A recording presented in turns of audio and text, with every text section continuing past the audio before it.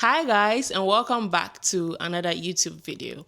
In this video, I'm going to be talking to you guys about the realities of moving abroad. So if you've been thinking about moving abroad or considering moving abroad, this video is for you.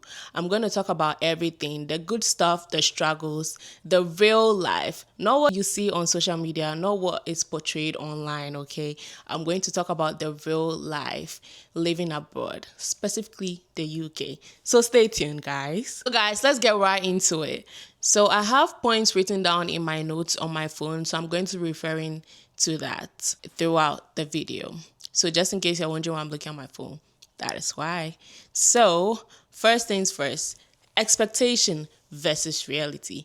They are two completely different things. Everybody thinks, oh, life living abroad is all glam, all roses. Like there's no struggle. If you come here, you just make money overnight and everything. I'm not saying that can't be true, but there's expectations and there's reality. What people don't realize is that moving abroad means you're moving into a completely new system, completely new culture, rules, laws, regulations, etc. So it might look all glam from the outside, but it takes some time adjusting to this new environment you find yourself in.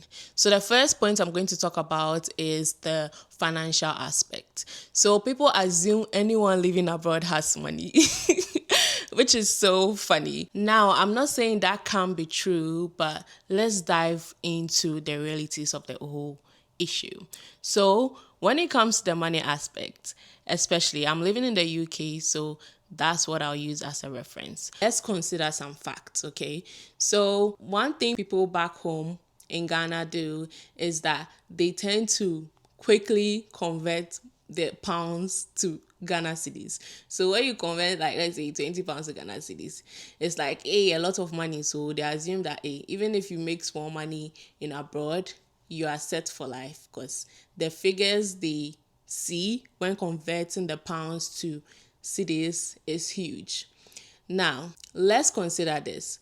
In the UK, you are earning in pounds and spending in pounds. You're not spending in Ghana cedis. So although when you convert it might look like a huge money in Ghana cedis, you are spending the pounds in the UK. Okay? So 20 pounds in the UK, it's not a lot of money. Like so yeah, it might look like a lot of money back home, but over here it can just afford so much. Okay, so someone earning, let's say, a salary of £2,000, when you tell this to someone back home, they're like, hey, £2,000 and there I'm set for life, da da da da da. But they don't consider the fact that when you're earning that in the UK, you have to remove bills, and there's a lot of them. Okay, yeah, that's one thing. There's a lot of them.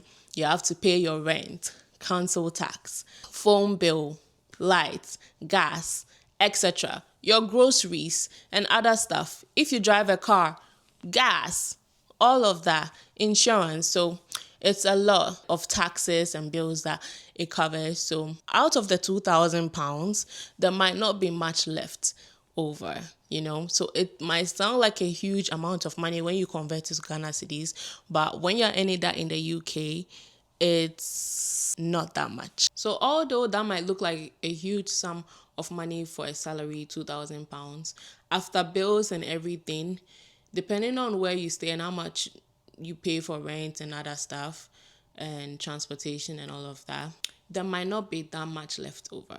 And that's it. So those of you who have been assuming that everyone that moves abroad is rich, worrying your folks abroad, time to rethink that thought. The next thing I'm going to be talking about is the work culture shock. So in the UK, you are paid hourly. So this is where you learn the true definition of time is money, because time is indeed money over here. Every minute, every second, microsecond counts. So yeah, we are paid hourly. So let's say you have a 9 to 5. So from 9 to 5, you're supposed to start on time. So they take time very, very serious. You start at 9 and you finish 5. Exactly 9, exactly 5. No more, no less. They're really strict with their time. when you know when you have to come to work at that time, and when you close, you pack your bags and leave. Okay.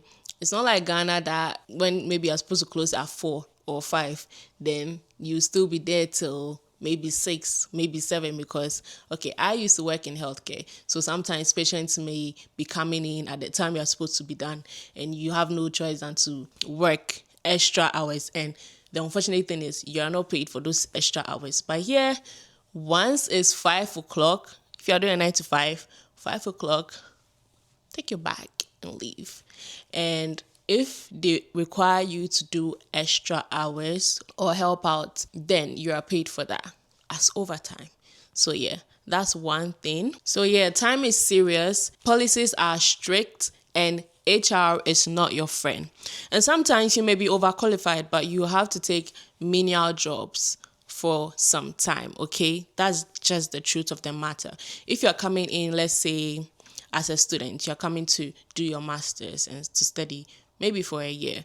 During that 1 year, you're permitted to work 20 hours per week. So you can only do so much. And the kind of work you're going to do will mostly be part-time and menial jobs. So yeah, that's just the reality of the situation. So the next point I'm going to talk about is the loneliness that comes with living abroad. New system, new culture, and new people, new environment. So you may not know people. It's kind of like starting your life afresh. You're living in a completely new city. It is thrilling sometimes because it's like, yes, nobody knows you. You can literally do you, right? But at the same time, it may feel lonely because you're going to have to make new friends, new connections, and all of that. Even people that you may know, people move abroad and they already know people already living here. Even that one, you really have to put effort in cultivating friendships. That's one thing. Making time to see each other because everyone is busy. Everyone is working. Everyone is just, so you need to really put extra effort to make friends and maintain friendships. That's one thing. You miss, big weddings, parties, the way holidays are celebrated in Ghana is completely different from how they're celebrated here. Here, people spend time with family and friends indoors. In Ghana, you might have parties that you could attend, gatherings and, all of those fun stuff. So if you're the extrovert type, you always want to talk to people, this might feel lonely for you. But if you're an introvert, I would say you will be fine. But either way, you need to put in extra effort to make friends, and that is it. And another thing that doesn't help is the weather. In the UK, during winter, it gets dark at like 4 p.m. So by 4 p.m., it's dark. That might take a toll on your mental health, especially if you're from a hot country like Ghana. Every second, the sun is shining out like till like 6. Over here, that change might disrupt your system for a bit. It will take some time getting used to. But yeah, keep that in mind as well. The thing I'll talk about is the identity crisis you may have when you move abroad. Because new people, new culture, new accents, you might not fit into the typical way the indigenous or native people may speak, how they speak, and all of that. You're a Ghanaian, you're now adjusting. So sometimes people tend to code switch. After you live abroad for so long, yeah, it starts rubbing off on you. You start code switching, like changing your accent and all of that. But yeah, one thing I'll say is do not force yourself to to get an accent you don't have. Literally, you've grown up in Ghana your whole life. You think when you come and live in America, within 6 months, 1 year, you're already speaking like an American. You already have a whole American accent. Hey, Konimu, relax. So yeah, sometimes you may feel pressure to change your accent, but all the same, be you, and yeah, with time you would adjust.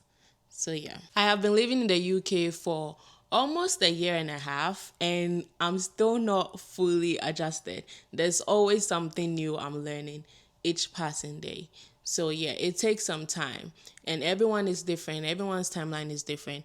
Some could be fast learners, some could easily adjust, and others may take some time to adjust. So I've mostly spoken about the bad side, but let's be honest, it's not all bad, okay? There are some good side to moving abroad.